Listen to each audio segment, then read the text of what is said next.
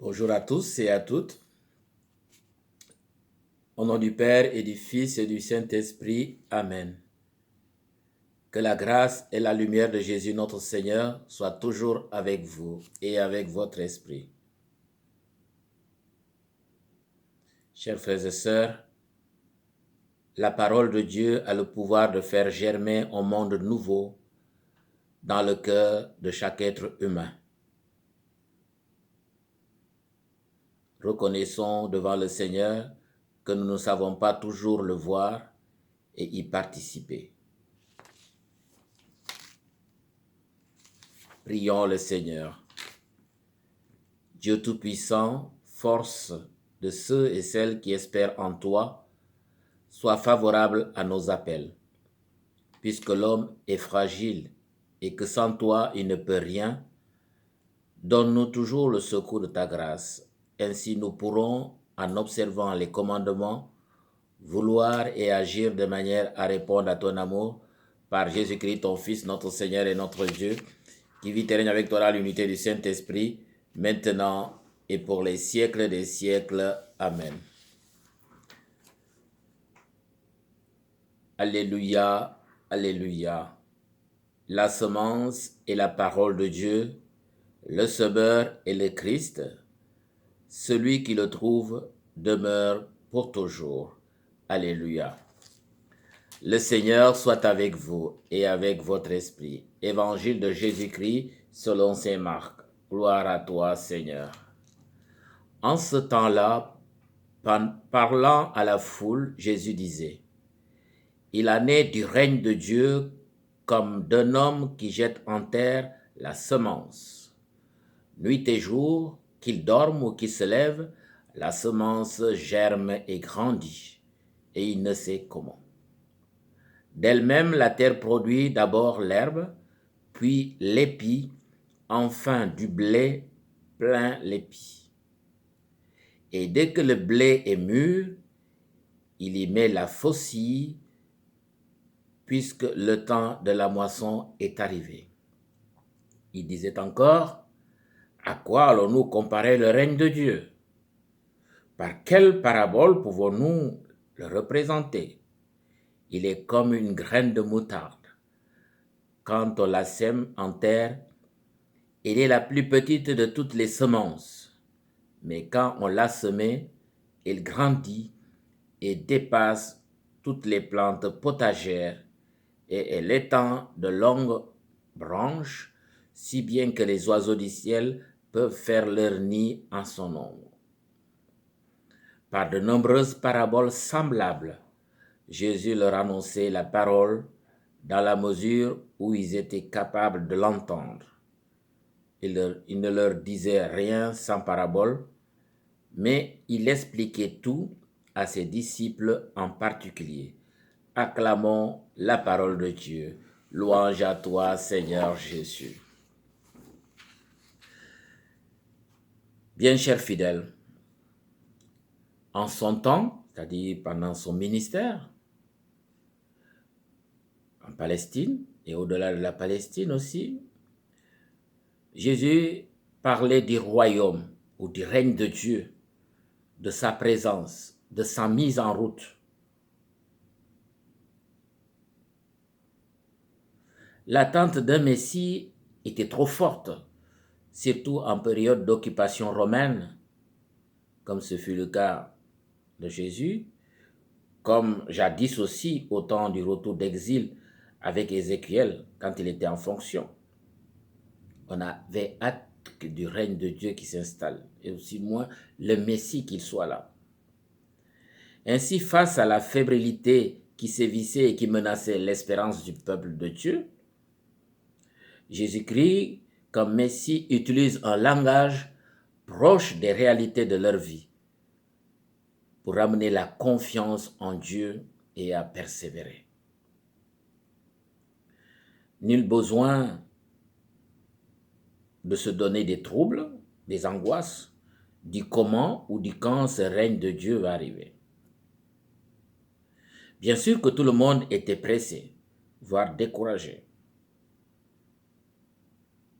Eh bien, quand ils étaient capables d'entendre et de comprendre Jésus utilisait des métaphores agricoles pour être à la hauteur d'une certaine compréhension, parce qu'il faut leur parler de manière à ce qu'ils comprennent. Les vraies questions qui inquiètent pourraient se résumer ainsi. Comment se réalise le règne de Dieu, le royaume de Dieu? On a envie de savoir. Ou alors, comment devons-nous nous y comporter? Pour mieux saisir cette réalité en cours, il faut consentir un acte de foi en Dieu et en son Messie Jésus-Christ. Il prend des exemples.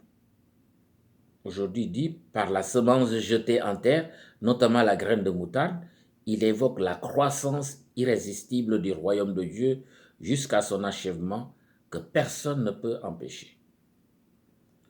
Il montre que cette croissance du royaume finira par supplanter toutes les autres réalités et offrira une habitation à tous les hommes et à toutes les femmes, à tout disciple. Ainsi, au temps du prophète Ézéchiel, après l'exil, on parlait d'un véritable renversement de situation. Je renverse l'arbre élevé, je renverse l'arbre élevé et relève l'arbre renversé. Je vais sécher l'arbre vert et reverdir l'arbre sec. C'est incroyable. C'est le fun. Si ça se passait comme ça. C'est hallucinant.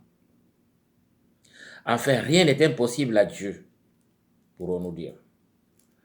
L'enseignement de Jésus, ici, est une véritable invitation à vivre dans la confiance en Dieu, quelle que soit la situation. Même si nous associons à sa job, nul besoin de se faire des troubles ou des soucis. Il n'a pas vraiment besoin de nous pour s'occuper de ses affaires, car ses affaires, ça ne regarde que lui. Ce sont ses affaires. S'il nous associe, tant mieux. Oui, le règne de Dieu se construit, se développe et s'épanouit et se réalise de lui-même, de ce qu'il contient comme une graine en puissance qui contient tout ce qu'il faut pour sa croissance. C'est un privilège pour nous autres d'être associés à cette œuvre de salut. Loin de croire que l'Église, comme certains le pensent, est en perdition, que nous allons la sauver, mais comprendre plutôt qu'elle peut passer par des douleurs d'un enfantement spirituel. Oui, nous sommes invités à vivre selon l'espérance du royaume. Ce royaume qui ne cesse de grandir et la moisson sera au rendez-vous. Il se reconnaîtra à ceci. Ainsi, Jésus veut calmer l'ardeur de ceux et celles qui étaient trop pressés. Ainsi, toute une série de paraboles concernant le royaume va être donnée. Le vin de la pâte, le sel, etc. Cette parole, tout comme les autres, celle d'aujourd'hui, nous invite à surmonter les découragements et les échecs momentanés. Actuellement, beaucoup de parents chrétiens pensent avoir raté l'éducation chrétienne de leurs enfants ou le questionnement face aux ventes des lieux de culte, le manque tangible des enfants en catéchèse. Quand est-ce le règne de Dieu va être florissant? Oui, tout est là pour baisser les bras. Pantoute, il ne le faut pas.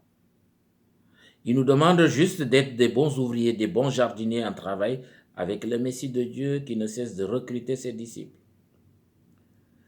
Le royaume de Dieu est une force ou réalité qui avance malgré les difficultés et les oppositions. Il faut éviter le pessimisme ambiant et surtout en cette période de pandémie où la puissance de Dieu se pose et se pose encore sur ses possibilités. Si Dieu est fort, tout ça, pourquoi? Oui, c'est dans cette confiance en Dieu que Saint Paul exhorte ses amis corinthiens à persévérer en restant unis au corps du Christ. Chacun apparaîtra devant Dieu selon ses actes et son travail dans le royaume de Dieu. Une rétribution sera appréciée selon notre participation à cette construction. Tout disciple doit faire grandir en lui le désir de travailler à la croissance du règne de Dieu. Il faut être travaillant et bienveillant dans cette œuvre divine. Mais il faut aussi de la patience, car la victoire du Christ est certaine. Prions. Seigneur, tu es le maître de la moisson.